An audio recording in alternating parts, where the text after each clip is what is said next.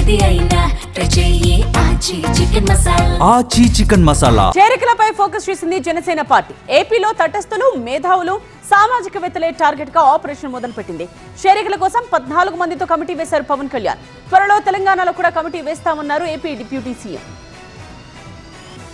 Janasena party విస్తరణపై ఆ party అధినేత పవన్ కళ్యాణ్ దృష్టి సారించారు. పార్టీ స్థాపించి 12 ఏళ్లు ముగిసిన సందర్భంగా కొన్ని లక్ష్యాలను పెట్టుకున్నారు పవన్ కళ్యాణ్. ముఖ్యంగా ఏపీ, తెలంగాణలో పార్టీ బలోపేతమే లక్ష్యంగా పావులు కదుపుతున్నారాయన.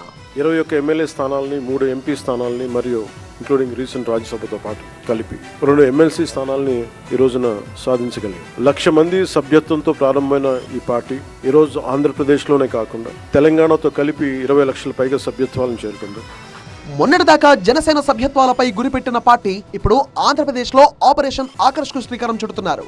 విద్యావంతులు, సామాజికవేత్తలు, తటస్థులను పార్టీలో చేర్చుకోవాలని పవన్ కళ్యాణ్ నిర్ణయించారు. 14 మందితో చేరికల కమిటీని ప్రకటించారు పవన్ కళ్యాణ్.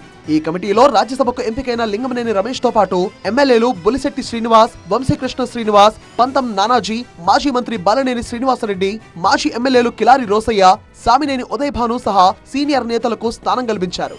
త్వరలోనే జాయినింగ్స్ కమిటీ సమావేశం నిర్వహిస్తామన్నారు పవన్. పార్టీలో చేరికలపై కమిటీకి దిశానిర్దేశం చేస్తామన్నారు. ఏపీ తరహాలోనే తెలంగాణలోనూ జాయినింగ్స్ కమిటీ నియమిస్తామన్నారు.